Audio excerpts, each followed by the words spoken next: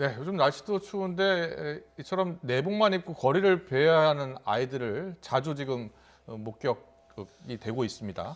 자, 이 아동학대가 아닌지 의심해 볼 수 있는 상황인데요. 자, 전문가 연결해서 좀 더 자세히 알아보겠습니다. 신희진 한국폭력학대 예방협회장 화상으로 연결되어 있습니다. 선생님 나와 계시죠? 네, 안녕하세요. 네, 안녕하세요. 지금 화상으로 좀 연결 중인데 차량으로 이동 중이어서 화질이 고르지 않을 수 있다는 점 양해 부탁드리겠습니다. 자, 요즘 한파 속에 내복 차림으로 거리에서 아이들이 발견이 많이 되고 있습니다. 그래서 아동학대에 대한 경각심이 커지고 있는데요. 한파 속에서 아이가 저렇게 내복을 입은 채로 발견이 된다면 우선 아동학대를 의심해 볼 수 있는 거죠? 전 충분히 이 자체만으로도 예, 방임이라고 생각합니다. 예, 예, 아직까지 유아들은 혼자 이 겨울에 추운데 나가는 건 안 되는 거죠. 예, 그래서 예. 저는 학대에 분명히 충분한 의심이 된다고 봅니다. 네, 네. 네. 그 지난 8일에 거리에서 발견된 그 내복 입은 5살 아이의 경우에는요, 경찰의 1차 조사가 마쳐진 상황이고, 아이 어머니가 혼자 키우고 있고, 형편도 어렵고, 아이를 맡길 곳이 없어서 이렇게 아이를 혼자 뒀다, 이렇게 이야기를 했습니다. 이런 경우에도 아동 학대로 볼 수 있겠습니까? 저는 예, 충분히 어머니 입장에서 아이를 기르기 힘들어서 힘겹고 그래서 어쩔 수 없이 수를 했었다라고 이해는 가지만 예, 우리가 아동 학대다 아니다 하는 것은 어머니의 입장에서 보는 게 아니라 예, 그 상황을 경험한 아이가 얼마나 정신적 고통이 있는가, 또 예, 얼마나 방임되어서 다양한 문제를 가지는가, 예. 그것은 철저히 아이의 입장에서 봐야 되기 때문에 네네. 어머니의 입장에서만 얘기한 걸로는 판단을 하면 안 됩니다. 아, 그렇군요. 아이 입장에서 봐야 한다. 그래서 모두 이게 다 아동 학대의 범주에 속한다. 이런 말씀이시죠? 네. 예, 예.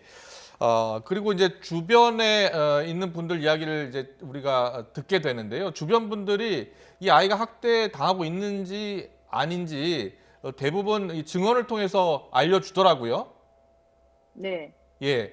그래서 주변에서 우리가 사실, 확인을 할 수 있는 근데 거죠. 예, 그러면 주변에서는 예. 실은 방임을 하는 상황을 발견하거나 예. 아니면 아이의 신체적인 어떤 멍이나 상처가 있는 경우는 예. 주변 분들, 일반 분들도 충분히 학대를 신고할 수 있는 증거를 가질 수가 있죠. 예. 하지만 예. 이번에 이렇게 추운 곳에 있는 아이는 멍이라든지 신체적인 어떤 문제가 없었던 예. 것처럼 보이거든요. 일반인들은 충분히 이런 신고가 들어왔을 때 네. 아이가 혹시 그동안에 정서적 학대는 당하지 않았는지 예. 심리 검사를 통해서 충분히 알 수가 있습니다. 네. 그래서 그 저는 예. 비록 아이가 신체적인 멍이 없다 하더라도 이번과 같이 이렇게 배회를 하는 이 추운 겨울에 배회를 하는 상황이라면 부모들은 인정하기 싫겠지만 아이의 정확한 심리 평가를 통해서 예. 평소에 정서적 학대가 가해지지 않았는지 충분히 저는 검사를 하면 나올 수 있다고 생각하고 증거도 만들 수 있다고 봅니다. 아, 예, 네. 예. 지금 뭐 정서적인 학대를 충분히 지금 조사를 통해서 확인을 해봐야 할 것 같다 이런 말씀을 해주셨는데 이 정서적 학대, 신체적 학대, 성학대 네. 이렇게 아동학대는 나뉠 수 있는 건 아니겠습니까? 그렇게 되면 이 분류마다 아이에게 나타나는 징후들이 좀 다를 네네. 것 같거든요.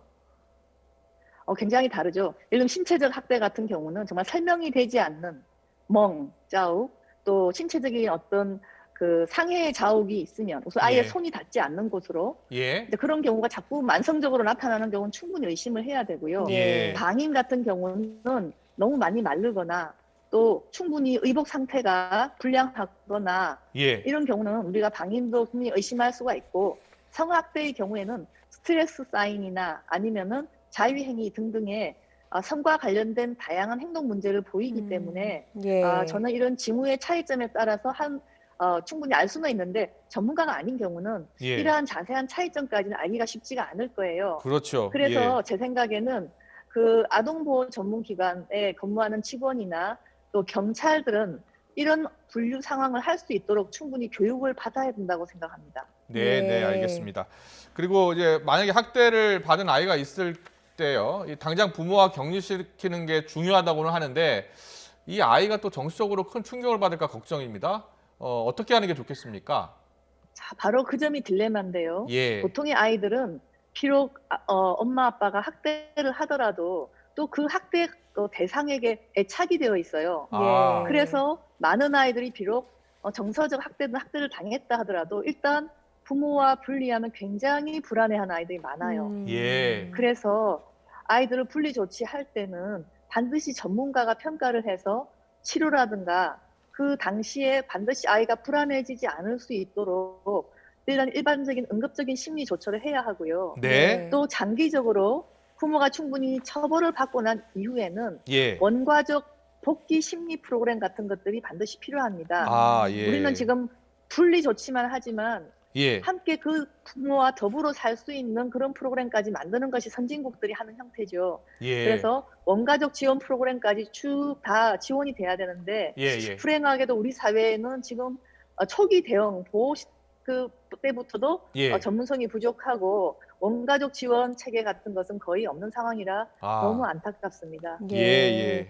예, 종합적으로 지금 아동들에 대한 뭐 학대 피해를 막기 위한 제도적 보완도 이제 필요하다 이런 이야기도 해주셨습니다. 좀 아쉬운 부분도 있는 것 같은데요. 지금 뭐 정인이 사건, 안타까운 사건 사건들이 벌어지면서 사실은 경각심을 많이 느껴서 아동 학대라고 신고하시는 분들도 많은 것 같습니다. 그런데 이제 아동 학대인 경우도 있고 아동 학대가 아닌 경우도 있지 않겠습니까? 어떤 네. 때 어떻게 신고를 하는 것이 좋겠습니까? 일단은 의심이 되면 무조건 신고를 하셔야 합니다. 예. 그리고 그것이 아동 학대다 아니다는 당연히 전문기관이나 수사기관이 밝혀야 될 부분이기 때문에 예. 일반인들 입장에서는 일단 의심이 되면 예. 신고를 하시는 것이 원칙이라고 보고요. 예. 뭐 그걸로 인해서 부모님이 싫어하시더라도 아이를 위해서는 우리가 예. 그것쯤은 감당을 해야 된다고 생각을 합니다. 네. 그리고 일단 신고를 하고 나면 자세한 전문성어로 아이가 학대인지 정서적 학대인지 신체적 학대인지 방임인지 심지어 성적 학대인지를 잘 구분할 수 있는 충분한 전문성을 가진 전문가와 함께 현장에서부터 보호도 하고 수사를 해야 합니다. 예. 네. 잘 알겠습니다. 지금까지 신희진 한국폭력학대예방협회장 연결해서 아동 학대와 관련해서 좀 더 자세히 들어봤습니다. 오늘 말씀 잘 들었습니다. 고맙습니다. 네.